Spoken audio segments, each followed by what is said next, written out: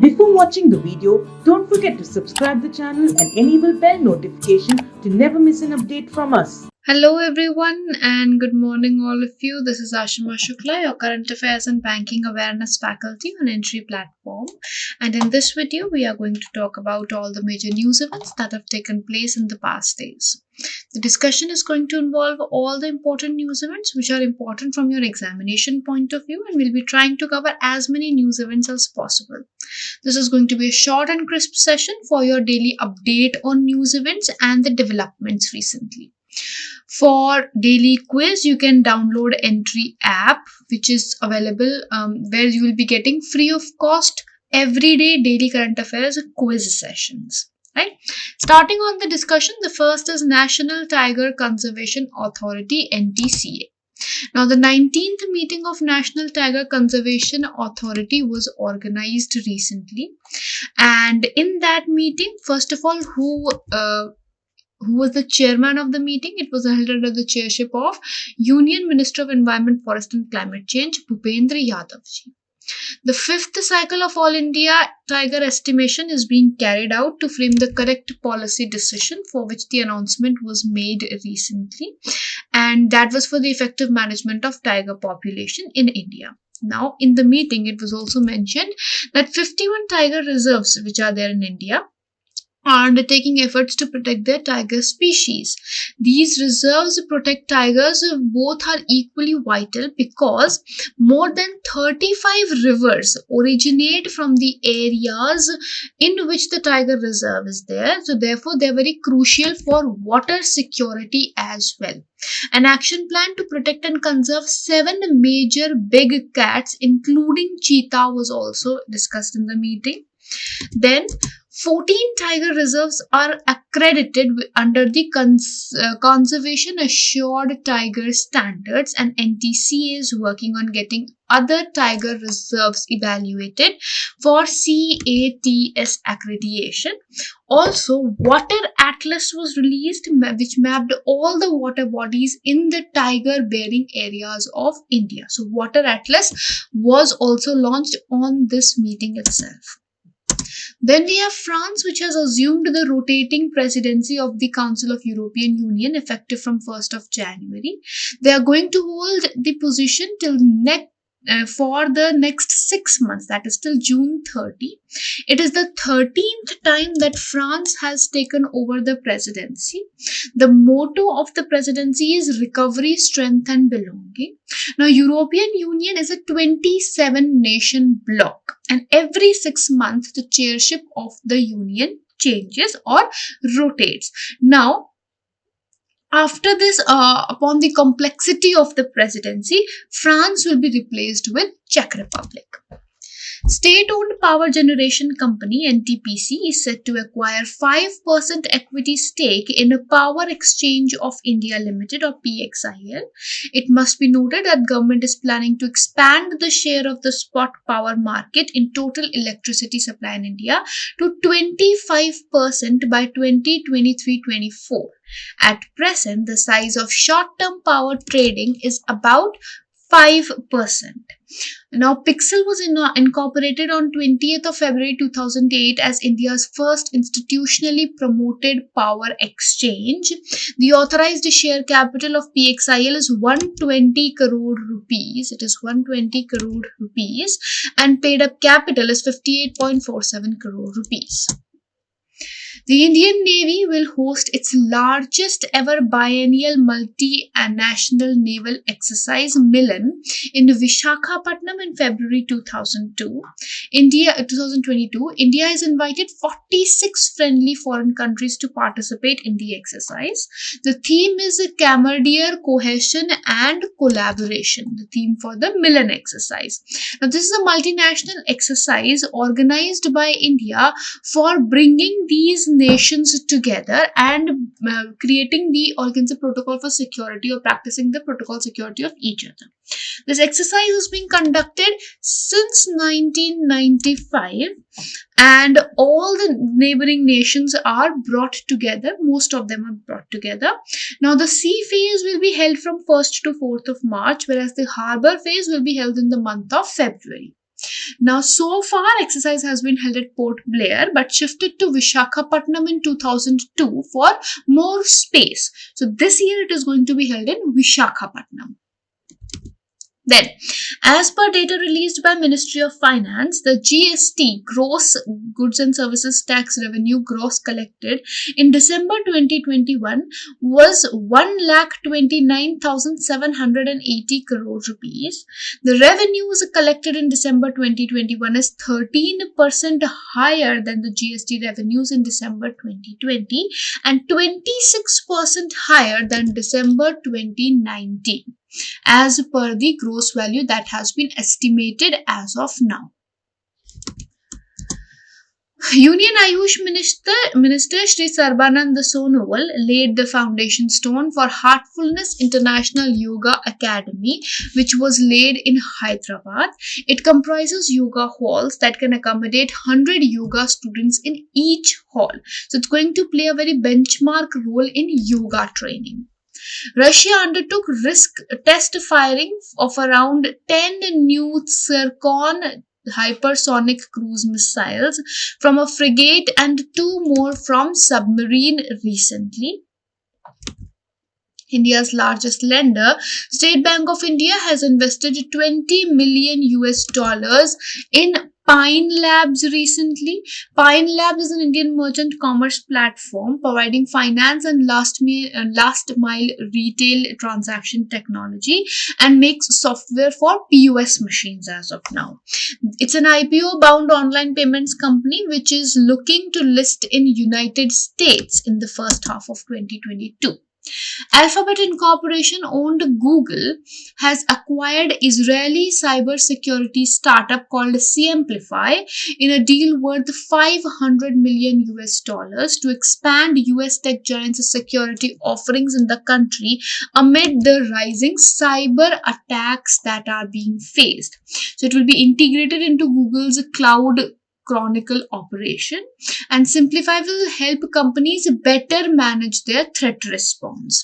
Simplify was founded in the year 2015 by Amos Stern, Alan Cohen, and Gary Fatakov.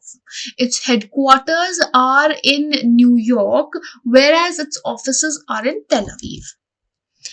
Campaign with the title Bahane Chodo Tax Bachao was launched by SBI General Insurance. Under the campaign, insurance company aims to create awareness among people about the need to buy health insurance to save the taxation.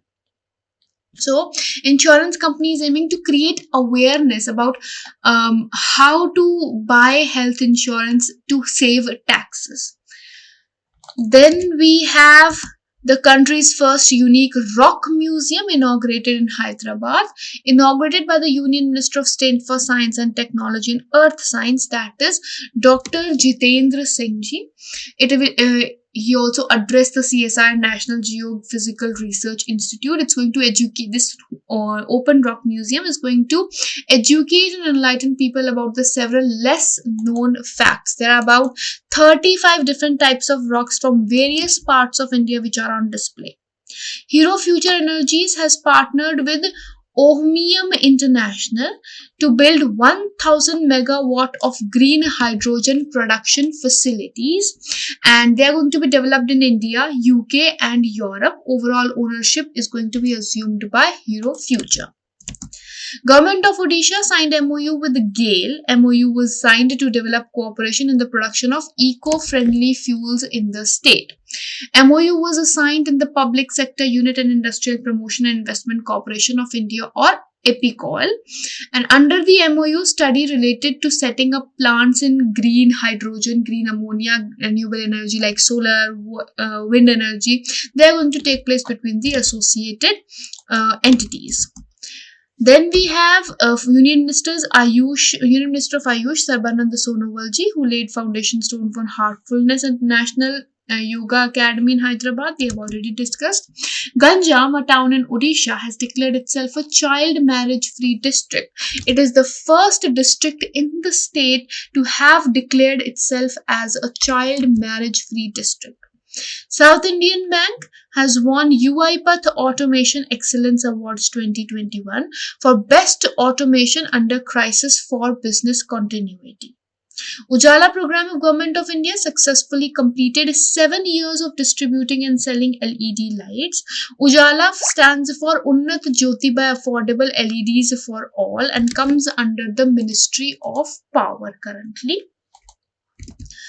Then we have Antigua and Barbuda. They have joined International Solar Alliance as 102nd member. They signed ISA framework, which is a global green energy initiative led by India, co-led by France. Latest member was USA in the month of November 2021, and now we have 102nd member Antigua and Barbuda. Countries like India, Australia, Canada, US, Korea, Japan are going to participate in Sea Dragon 22 exercise held at Anderson Air Force Base in Guam. Basically, it's a USA-led exercise, and it is a multinational exercise focusing on anti-submarine warfare training. It has about 270 hours of in-flight training activities, including the tracking of the target. Now, in this entire process, the highest point scoring team will be awarded the Dragon Belt Award.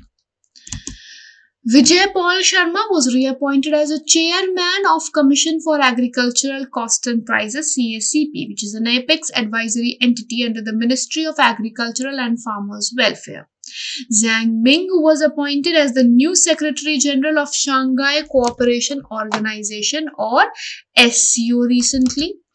Julan Goswami was appointed as ambassador to Legends League Cricket LLC all-women match official team, in which aims to promote women empowerment initiative and boost interest and participation of women in cricket specifically. 24th edition of National Conference on E-Governance was inaugurated by Union Minister of Science and Technology, Dr. Jitendra Singh. It was inaugurated in Hyderabad, Telangana. Theme of the conference was India's Decade Digital Governance in a Post-Pandemic World. It was organized by Department of Administrative Reforms and Public Grievances and Ministry of Electronics and IT. Smart Cities Mission has launched the Smart Cities and Academia towards Action and Research.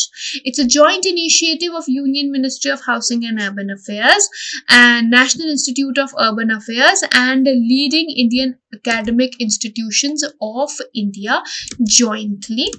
And it's going to provide opportunities for students in engagement and urban development projects and enable real-time information flow between urban practitioners and academia.